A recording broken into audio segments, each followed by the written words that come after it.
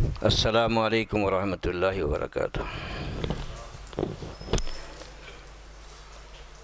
الحمد للہ الذی لم يتخذ ولدا ولم يكن له شریک فی الملک ولم يكن له ولی من الذل وکبرہ تکبیرا۔ اللہ اکبر۔ اشہد ان لا الہ الا اللہ وحدہ لا شریک لہ واشہد ان محمدا عبدہ ورسولہ، اما بعد۔ قال اللہ تبارک و تعالی فی القرآن المجید، فاعوذ باللہ من الشیطان الرجیم، بسم اللہ الرحمن الرحیم۔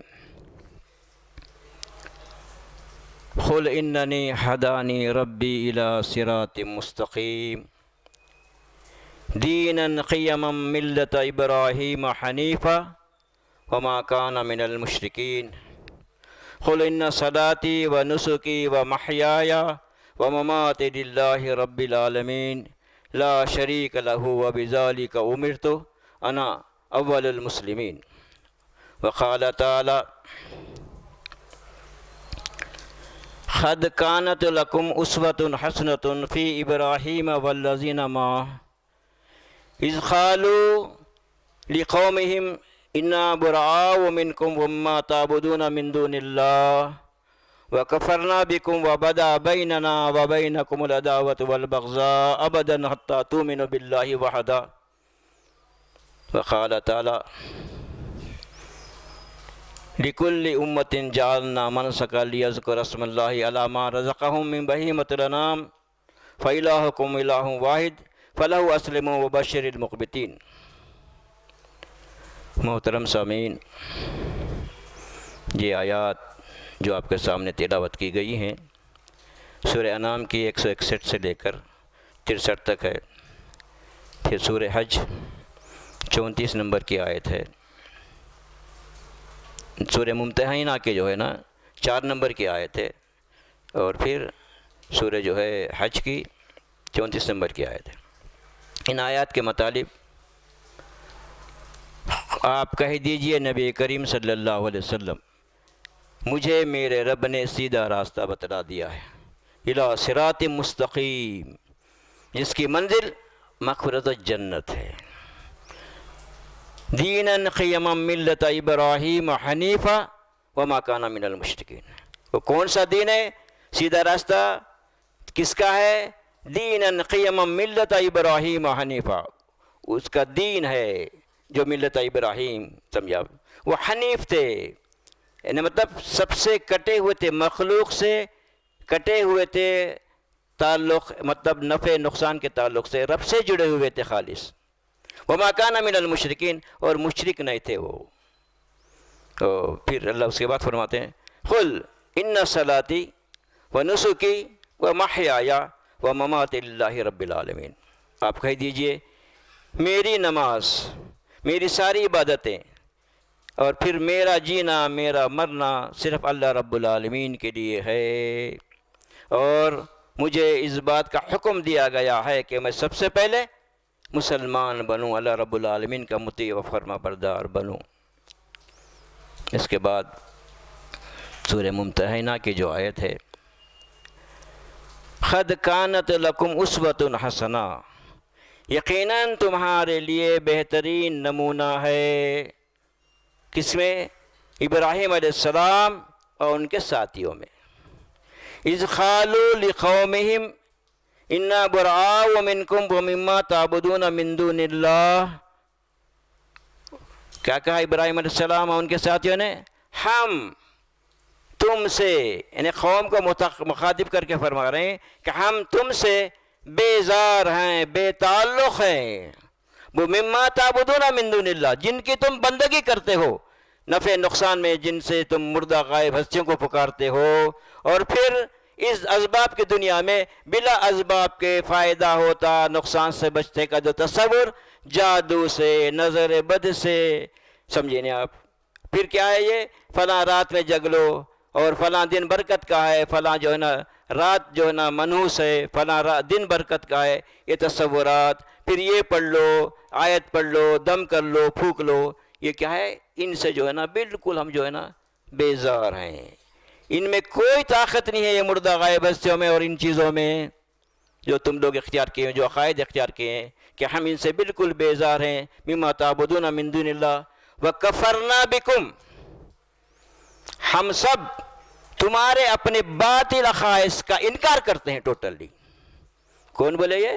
ابراہیم علیہ السلام. ان کے ساتھیوں نے کہا لا الہ الا اللہ کا اقرار کرنے کے بعد ایک ایمان والا اللہ رب العالمین پر مکمل بھروسہ کرنا چاہیے، اس پر یقین کرنا چاہیے. لیکن اس سے جو ہے نا اس عقیدے کو اختیار کرنے کے باوجود کہ یہ عقائد جو مردہ غائب ہستیاں نفع پہنچاتے ہیں، نقصان سے بچاتے ہیں، پھر یہ نظر بد کا جو معاملہ ہے، پھر یہ جادو کا جو عقیدہ ہے، پھر کیا ہے راتوں میں دن میں نحوست و برکت کا تصورات ہے، پھر یہ اسباب کی دنیا میں یہ پڑھ لو وہ پڑھ لو فلاں آیت پڑھ لو فلاں صورت پڑھ لو، کہ یہ سارے کے سارے تصورات کا ہم انکار کرتے ہیں ٹوٹلی.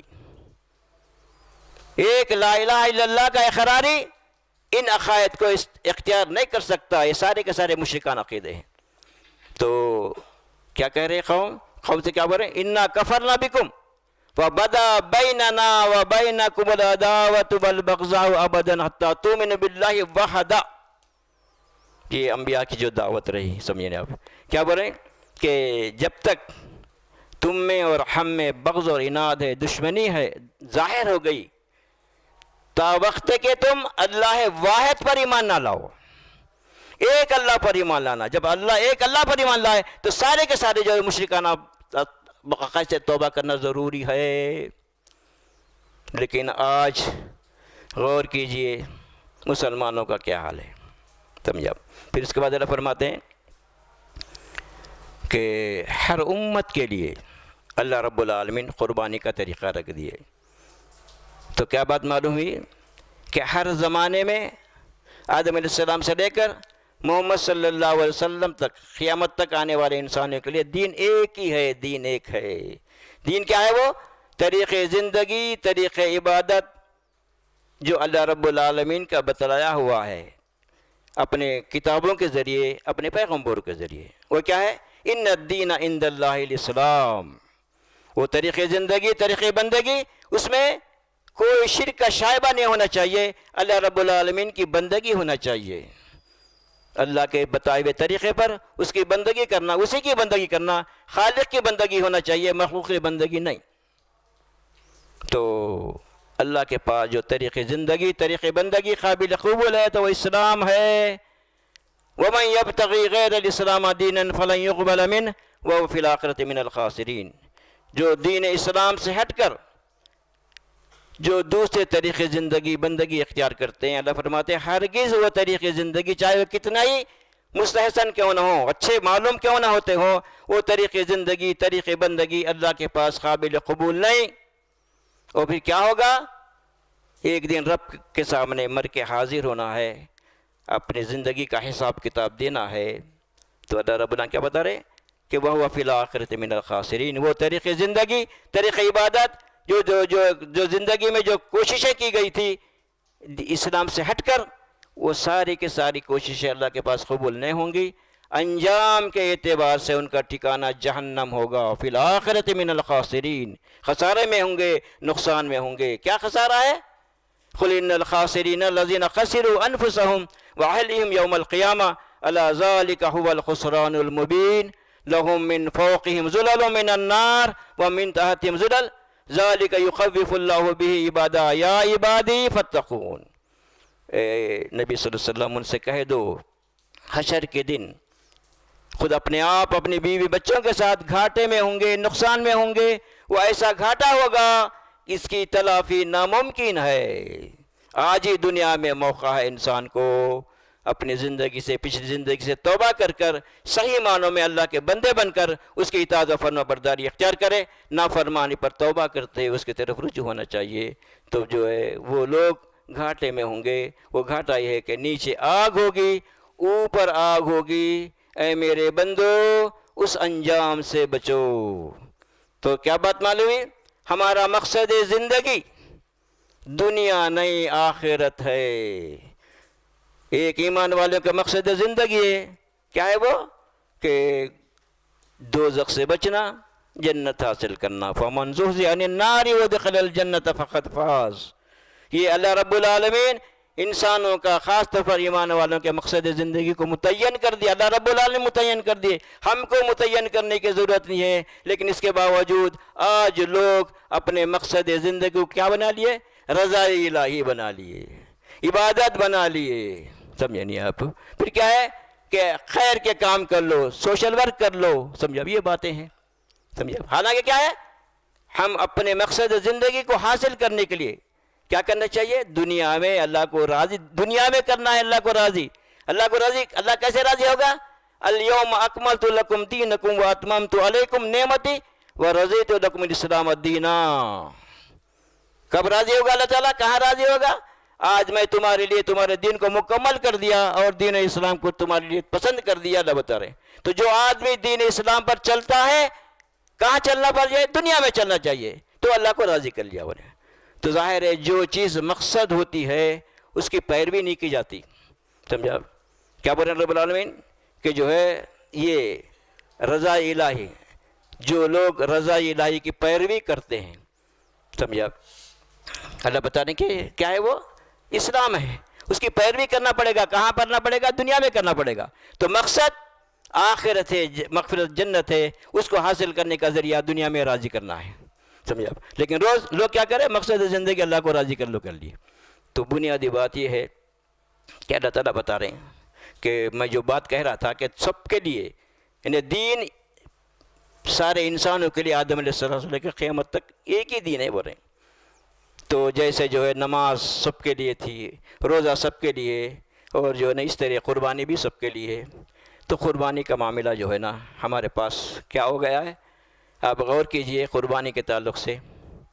یہ جو دین مطلب نماز کے بعد جو ہے قربانی کا مسئلہ ہے.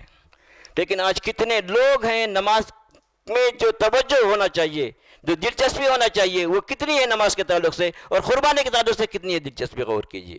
اور ایسے لوگ بھی ہیں اللہ ماشاء اللہ بے نمازی ہیں، نماز سے ان کا کوئی تعلق نہیں ہے، جمعہ میں پڑھ لیے. سمجھا؟ مگر قربانی کے کتنے پابند ہیں؟ غور کیجئے. سمجھا؟ پھر قربانی کا مقصد کیا ہے؟ سمجھا؟ قربانی کا مقصد کیا ہے؟ فراموش. بس جو ہے بکرا کاٹتے جو ہے نا، خون جو ہے نا زمین پہ نہیں کرتا، اتنا ثواب اتنے نے کیا مل گئے. حالانکہ اللہ رب العالمین کیا بتا رہے ہیں؟ لَن يَنَالَ اللَّهُ لُحُومُهَا وَلَا دِمَاؤُهَا وَلَكِنْ يَنَالُهُ التَّقْوَىٰ مِنْكُمْ. یہ جو قربانی جو دے رہے ہو اس کا نہ خون اللہ کو پہنچتا ہے، نہ گوشت اللہ کو پہنچتا ہے. تم ہی کھاتے نا، لوگوں کو بانٹتے نا. لیکن جس کے ذریعے سے، قربانی کے ذریعے سے تمہارے اندر اللہ فرماتے تقویٰ پیدا ہونا. سارے عبادات کا مقصد یا ایھا الناس اعبدوا ربکم الذی خلقکم والذین من قبلکم لعلکم تتقون. سارے عبادات کا مقصد اللہ فرماتے تقویٰ ہے. اے انسانوں اپنے رب کی بندگی اختیار کرو. وہ رب کون ہے؟ نہ صرف تمہارا خالق ہے بلکہ تم سے پہلے جتنے لوگ گزرے ہیں ان سب کا بھی وہی خالق ہے. تو کیا ہوا؟ تاکہ تمہارے اندر تقویٰ پیدا ہونا، فکر آخرت پیدا ہونا، فکر آخرت دامنگیر ہونا. یہ نماز، یہ روزہ، یہ حج و زکوٰۃ اس لیے فرض کر دیا اللہ رب العالمین ایمان والوں میں تقویٰ پیدا ہونا، تقویٰ پیدا ہونا، کہ فکر پیدا ہونا. جب فکر کل کی ہو جائے گی تو ظاہر ہے کہ پوری زندگی میں اس فکر کو سامنے رکھتے ہوئے معاملات و کاروبار و تعلقات لین دین پورے انجام دے گا. تو ظاہر ہے اس کے تحت وہ سارے کے سارے اعمال بندگی میں، عبادت میں شامل ہو جائیں گے. لیکن افسوس اس بات کا ہے. سمجھا؟ آج جو ہے نا غور کیجئے کہ ابراہیم علیہ السلام کے تعلق سے تو ہم جو ہے نا ہر سال سنتے آ رہے ہیں، لیکن بنیادی جو بات ہے ہم کو جو اللہ تعالیٰ جو بتا رہے ہیں کیا ہے؟ وہ مقصد زندگی آخرت ہے. تو ابراہیم علیہ السلام جس دعوت کو پیش کیے وہ بنیادی اہمیت کی حامل ہے. لیکن آج مسلمان کلمے کے اقراری، اللہ کی کتاب پر ایمان، رسول پر ایمان، آخرت پر ایمان، لیکن عقیدہ کیسا ہے ہمارا؟ حتیٰ تؤمنوا باللہ وحدہ، ایک اللہ پر ہمارا ایمان ہونا چاہیے، اللہ ہونا، بندہ ہونا. سارے انبیاء کی یہی دعوت رہی ہے. لیکن معاملہ یہ ہے کہ جو ہے نا کیا معاملہ ہے کہ جو ہے نا مشرکانہ عقائد ہیں. خبر پرستی سے ہم جو ہے نا توبہ کر لیے، لیکن خبر پرستی کے علاوہ جو لا الہ الا اللہ کے خلاف جو عقیدہ ہے یہ نظر بد ہے، جادو ہے، سمجھے آپ. اور پھر کیا بولتے فلاں جو ہے نا کیا کہنا چاہیے، وہ جو ہے نا نظر لگ جاتی، جادو سے اثر ہو جاتا، نقصان پہنچا سکتے. اور پھر یہ مردہ غائب ہستے فائدہ پہنچاتے. مردہ غائب ہستیوں سے جو ہے نا نہیں ڈائریکٹ مانگ رہے ہیں، مگر مرنے والوں کا ہم کیا کر رہے ہیں، دعا میں واسطہ وسیلہ لے رہے ہیں. جبکہ اللہ فرماتے ہیں فَاعْبُدُوا اللَّهَ مُخْلِصًا لَهُ الدِّينَ، اللہ کی بندگی، اللہ کی عبادت خالص کرو. یہ سارے انبیاء کی دعوت رہی ہے. اور پھر آج ہمارا معاملہ کیا ہے، خالص کے معنی ملاوٹ نہیں ہونا، اللہ ہونا، بندہ ہونا.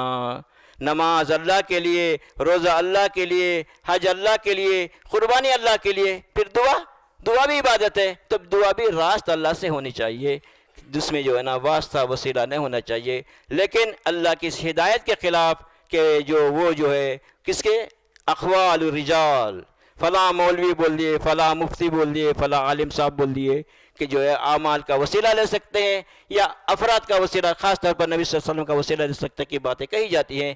حالانکہ اللہ رب العالمین جو ہدایت دے رہے ہیں کیا ہے، کل جہنم سے بچنا ہے. سمجھے آپ کہ قالوا ربنا امتنا سنتین وحییتنا سنتین فہل الی خروج من سبیل، کہ اے ہمارے پروردگار آپ ہم کو 2 مرتبہ موت دیے، 2 مرتبہ زندگی دیے، اس دوزخ سے بچنے کی کوئی سبیل ہے؟ کیوں جائیں گے دوزخ میں؟ ذالک بانہ اذا دعی اللہ کفرتم، یہ جہنم ٹھکانہ اس لیے تمہارا ہوا جب تم کو بلایا جاتا کہ ایک اللہ کی طرف، کفر تم انکار کرے. کیا بول کے؟ ارے بھائی اتنے بڑے مولانا بول دیے، مفتی صاحب بول دیے، رسول کا وسیلہ لینا، پھر اپنے اعمال کا وسیلہ لینا، ایسا غلط ہو سکتا ہے؟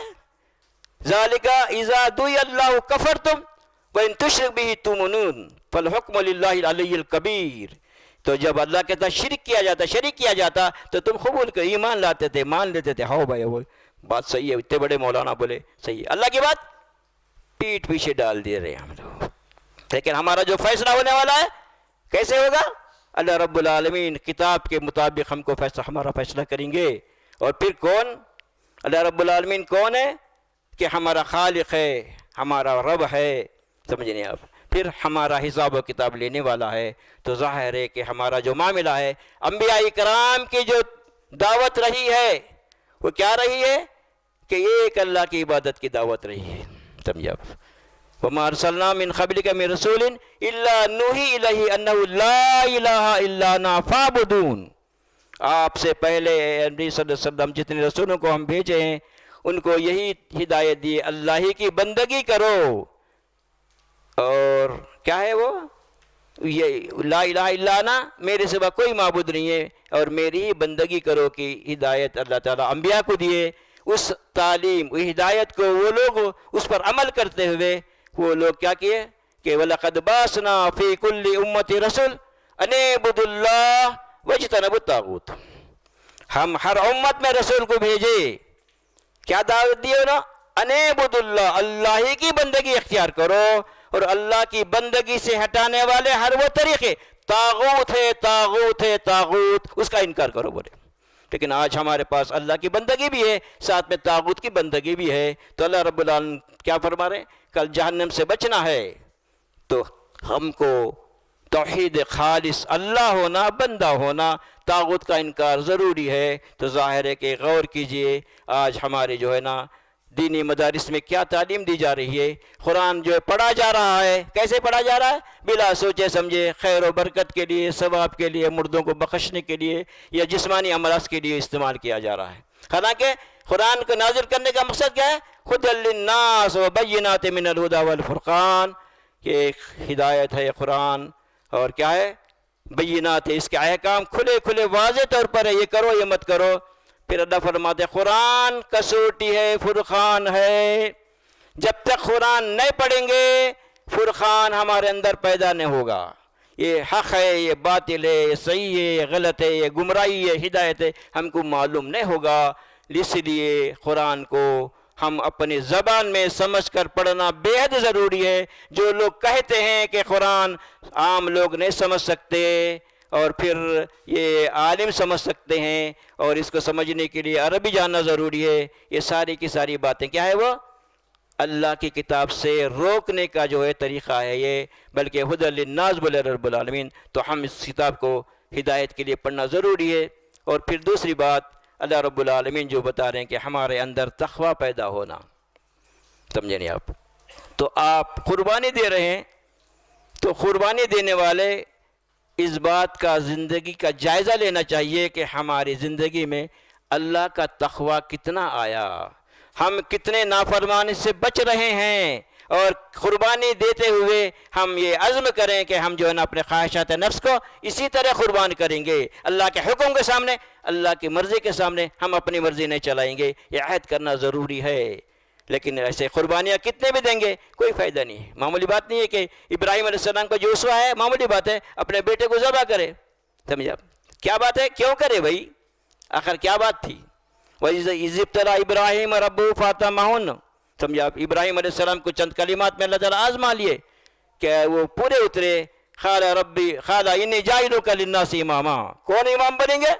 اے ابراہیم ہم تم کو امام بنائیں، انسانوں کا امام بنائیں گے. بول رہے ہیں کون انسانوں کے امام بنائیں گے؟ جن کے عقائد میں شرک نہیں ہے وہ امام بننا چاہیے. لیکن آج ہمارے پاس رہبر کون ہے؟ رہنما کون ہے؟ سمجھا؟ عالم کون ہے؟ مفتی کون ہے ہمارے؟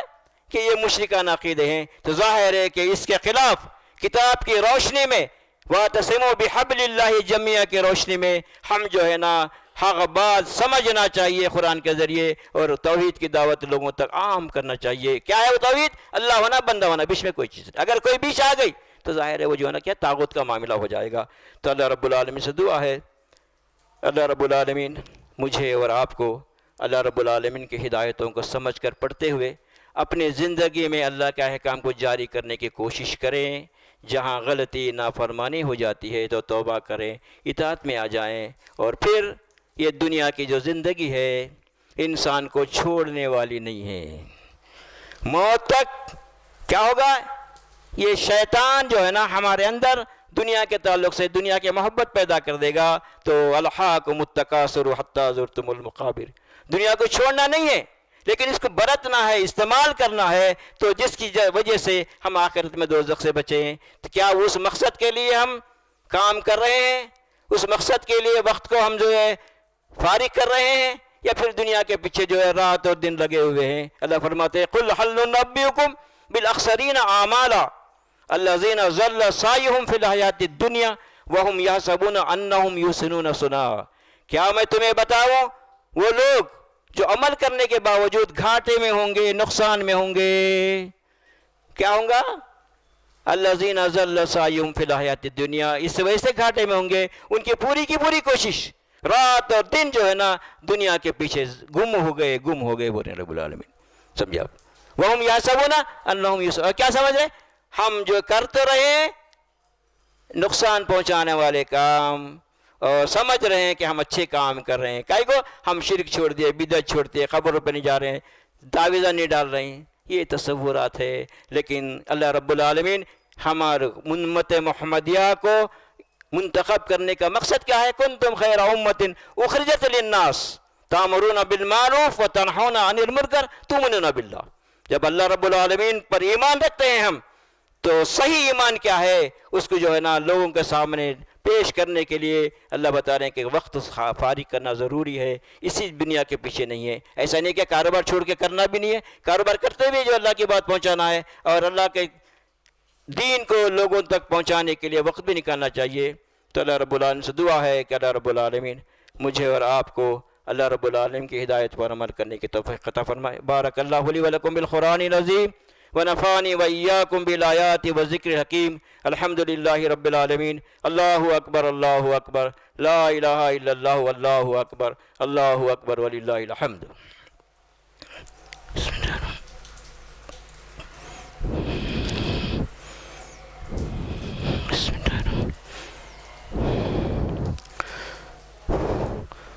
اللہ اکبر اللہ اکبر، لا الہ الا اللہ واللہ اکبر، اللہ اکبر وللہ الحمد.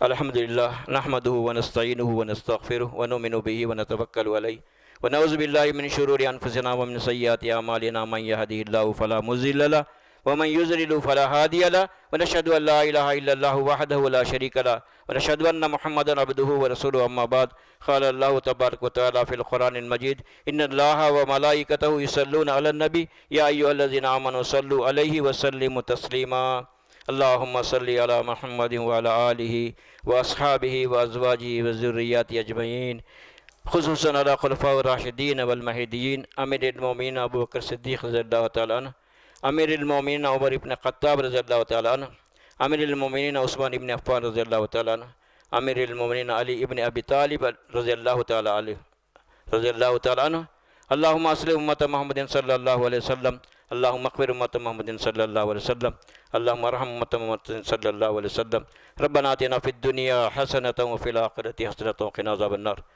ربنا لا تزغ قلوبنا بعد إذ هديتنا وهب لنا من لدنك رحمة إنك أنت الوهاب ربنا لا تجعلنا فتنة للقوم الظالمين ونجنا برحمتك من القوم الكافرين اللهم احفظنا من كل بلاء الدنيا وعذاب الآخرة اللهم احفظنا من كل بلاء الدنيا وعذاب الآخرة واعف عنا واغفر لنا وارحمنا أنت مولانا فانصرنا على القوم الكافرين عباد الله إن الله يأمر بالعدل والإحسان وإيتاء ذي القربى وينهى عن الفحشاء والمنكر والبغي يعظكم لعلكم تذكرون اذكروا الله يذكركم وادعوه يستجب لكم ولذكر الله تعالى أعلى وأولى وأعز وجل وأحم وأتم وأكبر